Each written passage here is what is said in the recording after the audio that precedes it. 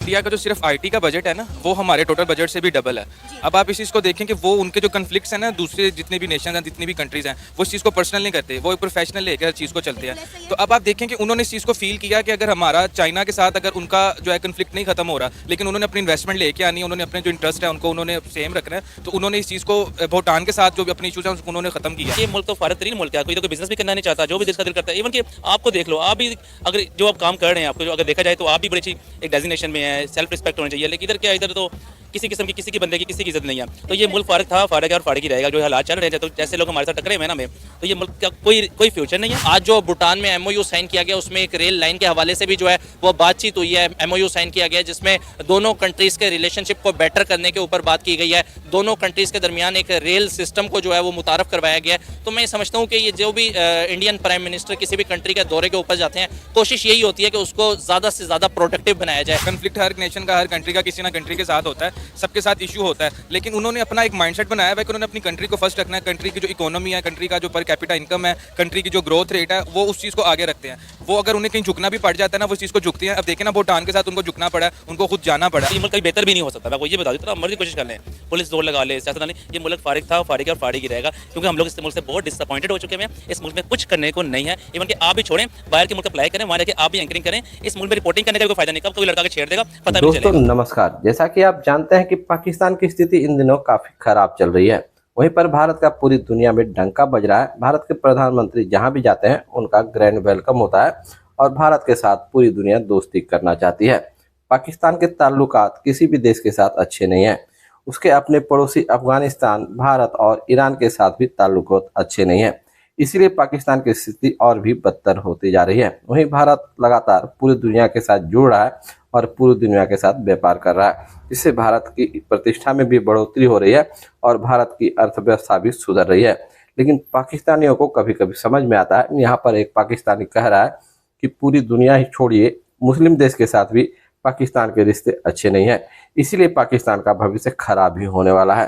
तो चलिए मिलकर देखते हैं यह इंटरेस्टिंग वीडियो, जिसमें कि खुद पाकिस्तानी बता रहा है कि पाकिस्तान का स्थिति कितना खराब है और सारे मुस्लिम देश पाकिस्तान के विरोध में हैं। सबसे पहले तो ये कहूँगा कि अभी 2 रोज़ा दौरे के ऊपर जो मौजूद हैं, बड़ा ही वार्म वेलकम किया गया और स्पेशली जो रेड कारपेट के जरिए जो है उनको वेलकम किया गया वहाँ पे। और एयरपोर्ट के ऊपर ही वो जो डांस परफॉर्मेंस दिखाई गई है, मैं समझता हूँ कि एक मतलब अब हमारे अगर पाकिस्तान के प्राइम मिनिस्टर की बात की जाए तो हमें कभी भी इस तरह का वेलकम जो है वो देखने को नहीं मिला। और भूटान का जो सबसे बड़ा अवार्ड है, हाईएस्ट सिविलियन अवार्ड, वो भी जो है भूटान की जानिब से जो है उनको प्रोवाइड किया गया है। इवन के वहाँ जब उनकी आमद हुई है तो उसके ऊपर जो भूटान के प्राइम मिनिस्टर हैं, उन्होंने नरेंद्र मोदी जो इंडियन प्राइम मिनिस्टर हैं उनको गले लगा के कहा है कि वो जो है वो हमारे यंगर ब्रदर हैं। तो मैं समझता हूँ कि जब इस तरह के मतलब अवार्ड मिलते हैं आपको, और न सिर्फ भूटान से बल्कि दुनिया भर में आप किसी भी मुल्क का जब दौरा करते हैं तो वहाँ पे हर कंट्री जो है वो अपना हाईएस्ट जो उनका सिविलियन अवार्ड होता है वो नरेंद्र मोदी के ऊपर देती है। जब हम देखते हैं कि वर्ल्ड रैंकिंग के अंदर जब लीडर्स की बात की जाए तो पिछले 4-5 साल से नॉन स्टॉप इंडिया के प्राइम मिनिस्टर जो है वो टॉप के ऊपर जा रहे हैं। तो आखिर कोई तो वजह है जिसकी वजह से पूरी दुनिया का झुकाव जो है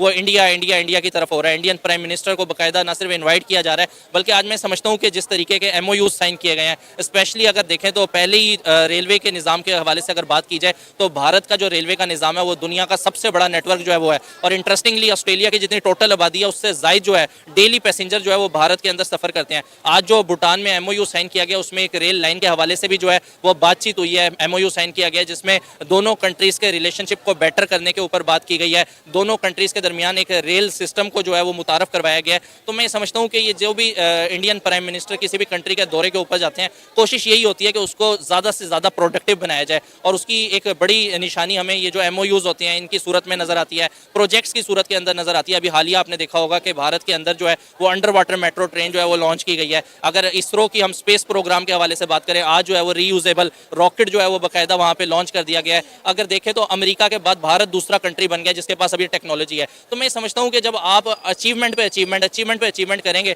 तो ऑटोमेटिकली पूरी दुनिया का जो झुकाव है वो आपकी तरफ होगा। ये बात सिर्फ इंडिया की नहीं है, बात है टेक्नोलॉजी के हवाले से। अगर आप बात करें तो पाकिस्तान पे बहुत से लोग आपको कहते मिलेंगे यहाँ पे 4 मौसम है, हम ये कर लेते हैं वो कर लेते हैं, लेकिन अब बात की जाती है एआई के ऊपर, आर्टिफिशियल इंटेलिजेंस पे। अब बात की जाती है टेक्नोलॉजी के हवाले से कि कौन सी कंट्री टेक के ऊपर सबसे ज़्यादा काम कर रही है, टेक्नोलॉजी के हवाले से कौन सी आ गया। यूके की मैं अगर बात करूँ, मेडिकल इमरजेंसी हो गई, वहाँ पे 2000 उन्हें डॉक्टर्स चाहिए थे। पूरी दुनिया की कंट्रीज़ को उन्होंने साइड पे करके इंडियन डॉक्टर्स के ऊपर बात की। उन्होंने कहा पता है इसी के साथ साथ एक और मैं खबर बताती चली जाऊं, यूक्रेन और रशिया दोनों ममालिक ने एक साथ इंडिया के प्राइम मिनिस्टर नरेंद्र मोदी को ओपन इन्विटेशन भी दिया है कि आप भाई आए और आके हमारे मुल्क का विजिट करें। देखिए अगर हम बात करें तो इंडिया की एक पॉलिसी है नेबरहुड फर्स्ट, हम उसको देख रहे हैं कि इस पॉलिसी को मद्देनजर रखते हुए जितने भी हमसाय ममालिक हैं अली, इंडिया के प्राइम मिनिस्टर नरेंद्र मोदी उनको विजिट कर रहे हैं। और देखिए ऑलरेडी हर मुल्क जो है इंटरेस्टेड है कि वो इंडिया के अंदर अपनी इन्वेस्टमेंट करे और कर भी रहा है, लेकिन उसके बावजूद भी नरेंद्र मोदी किसी कंट्री के विजिट पर जाते हैं तो अपने कुछ एम और कुछ गोल सेट करके जाते हैं। जैसे आपने बताया कि अभी जो है भूटान में उन्होंने कुछ MOU साइन किए हैं, आज तो पहला दिन था ना, अभी तो 2 रोज़ा दौरा है, तो इसमें आप देखें कि कितनी और डेवलपमेंट पर जो है MOU साइन होंगे, बातें होंगी। और खासकर अगर हम चाइना की बात करें तो उसको लेकर भी बहुत सारे मामला सुलझाने की कोशिश की जाएगी। मैं ये समझता हूँ कि जिस तरीके से नरेंद्र मोदी जिस भी कंट्री का दौरा करते हैं उनको वेलकम किया जाता है, तो मेरे ख्याल से वहीं पे हमें नजर आ जाता है कि भारत अपने सारे मुतालबात जो है वो मनवाने गया और वो मनवा के आएगा। जब एक कंट्री का प्रेसिडेंट प्राइम मिनिस्टर खुद एयरपोर्ट पे वेलकम करने आए तो आप वहां से भी अंदाजा कर सकते हैं कि आने वाले गेस्ट की कितनी इंपॉर्टेंस है। यहाँ पे अगर हमारे पाकिस्तानी प्राइम मिनिस्टर या प्रेसिडेंट जाते हैं तो कोई भी वजीर मुशीर जो है उनका वेलकम करने आ जाता है, लेकिन मैंने कभी आज तक इंडियन प्राइम मिनिस्टर की तरफ से नहीं देखा कि वो किसी कंट्री के दौरे पे गए हो तो कोई लेफ्टिनेंट, कोई वजीर, कोई मुशीर जो है उनके इस्तकबाल में आ रहा हो, बल्कि खुद उस कंट्री का जो सबसे बड़ा प्रेसिडेंट होता है, प्राइम मिनिस्टर होता है, वो खुद एयरपोर्ट पे उनको वेलकम करने हमने यूएई में देखा अली, हमने यूएई में देखा कि रात के किस तरह 2 बजे जो है यूएई के प्रिंस खुद आए इंडिया के प्राइम मिनिस्टर नरेंद्र मोदी को वेलकम करने, उनके हाथ में उन्होंने फ्रेंडशिप बैंड बनाया, उनको जफ्फियां डाली, पपियां की और बड़ा ग्रैंड वेलकम किया। और ये इस्लामी ममालिक है, आप देखिए जिस तरह उन्होंने यूएई के अंदर एक बहुत बड़े हिंदू मंदिर का इफ्तिताह किया है, हम लोग ये चीज़ कभी तस्वुर भी नहीं कर सकते थे। बात यह है कि कंट्री लेवल के ऊपर जो मफादात होते हैं ना वो विन विन सिचुएशन पे होते हैं, उसमें ये नहीं देखा जाता ये इस्लामिक कंट्री है या ये नॉन इस्लामिक है। अगर ईरान की बात कर लें, हमें तो बचपन से यही बताया गया कि ईरान के साथ हमारे बड़े अच्छे ताल्लुकात हैं, ज़ायरीन इधर से जाते हैं, लेकिन वीज़ा फ्री एंट्री की अगर बात की जाए तो पाकिस्तानियों को आज भी वीज़ा लेके जो है वो ईरान जाना पड़ता है, लेकिन अगर एज़ कम्पेयर टू इंडियंस की बात की जाए तो उनके लिए उन्होंने वीज़ा फ्री कर दिया है। तो हमें तो हम पे एयर स्ट्राइक कर रहे हैं, हम ईरान से अच्छे की क्या उम्मीद करें।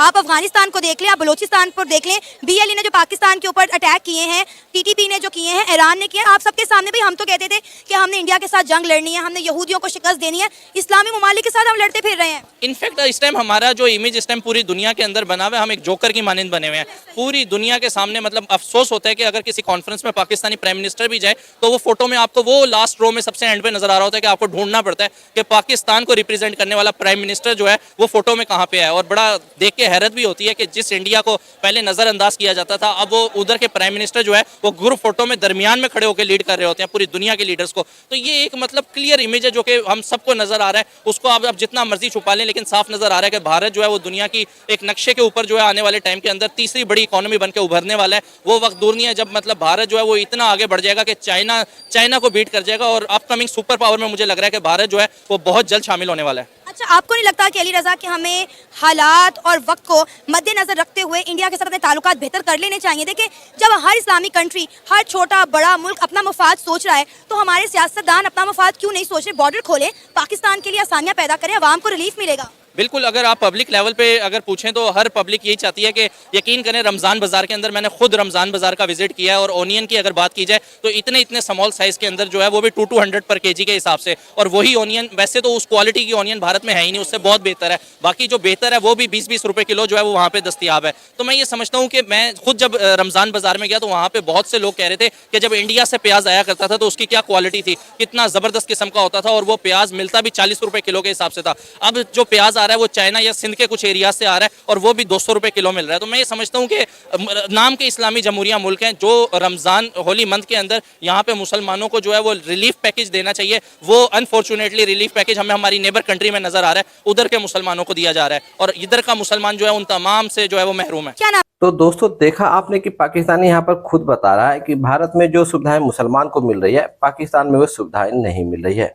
भाई आपको बता देना चाहते हैं कि भारत में मुसलमान और हिंदू नहीं समझा जाता है, बल्कि इंसान को इंसान समझा जाता है। लेकिन पाकिस्तान की दिक्कत यह है कि वह इंसान को इंसान नहीं समझता है, बल्कि इंसान सिर्फ मुसलमान को समझता है। गैर मुस्लिम जितने हैं उसे वह इंसान समझता ही नहीं है, तो उसकी स्थिति बदतर होनी ही चाहिए और होती रहेगी। लेकिन भारत की तरक्की लगातार होता जा रहा है। वहीं पर यह कह रहा है कि पाकिस्तान की दोस्ती किसी भी मुस्लिम के साथ भी अच्छा नहीं है, लेकिन भारत की दोस्ती मुस्लिम देश और बाकी दुनिया के साथ भी अच्छी है और उसके साथ ट्रेड हो रहा है, जिससे भारत का स्थिति लगातार सुधर रहा है। वहीं पर पाकिस्तान किसी देश के साथ ट्रेड नहीं करना चाहता, सिर्फ चीन को अपना अब्बा मानता है, चीन के साथ ट्रेड करता है, बाकी पूरी दुनिया उसे दुश्मन दिखती है। ऐसे में कैसे पाकिस्तान का विकास हो सकता है, कोई भी आदमी सोच सकता है, लेकिन पता नहीं पाकिस्तानियों को कुछ समझ में नहीं आता सिर्फ मुस्लिम मुस्लिम रटते रहते हैं, मुसलमान को इंसान मानते हैं और किसी को इंसान मानते ही नहीं है। वहीं पर खुद को सच्चा मुसलमान मानते हैं पाकिस्तानी, और जितने भी दूसरे मुस्लिम मुल्क हैं सभी को कहते हैं कि काफिर है, वह सच्चा मुसलमान नहीं है। सच्चे मुसलमान सिर्फ पाकिस्तान के मुसलमान हैं। इस तरह की सोच अगर पाकिस्तानियों की रहेगी तो निश्चित तौर पर कभी भी पाकिस्तान तरक्की नहीं करेगा। मुझे तो पाकिस्तान का भविष्य बिल्कुल अंधकार में दिखाई देता है। मुझे लगता है कि आने वाले 150 साल तक पाकिस्तान की स्थिति नहीं सुधरने वाली है, क्योंकि वहाँ के लोगों की स्थिति ही नहीं सुधर रही है, उसकी सोच ही नहीं सुधर रही है। तो वहाँ की स्थिति कैसे सुधरेगी? जब भी कोई देश के लोगों की सोच में अंतर आता है, सोच में विकासवाद होता है, तब देश का विकास होता है। लेकिन पाकिस्तान के लोग की सोच सिर्फ मुसलमान मुसलमान और मुसलमान पर टिकी है और खुद अपने पर टिकी है। तो कैसे वहाँ का विकास हो सकता है? दोस्तों, इस पर आपकी क्या राय है? आप क्या कहना चाहते हैं? कमेंट करें ताकि पाकिस्तानियों को आपकी राय से अवगत हो सके। दोस्तों, वीडियो अच्छा लगा हो तो वीडियो को लाइक करें, कमेंट में अपनी राय दें। मिलते हैं अगले वीडियो में, तब तक के लिए जय हिंद, वंदे मातरम।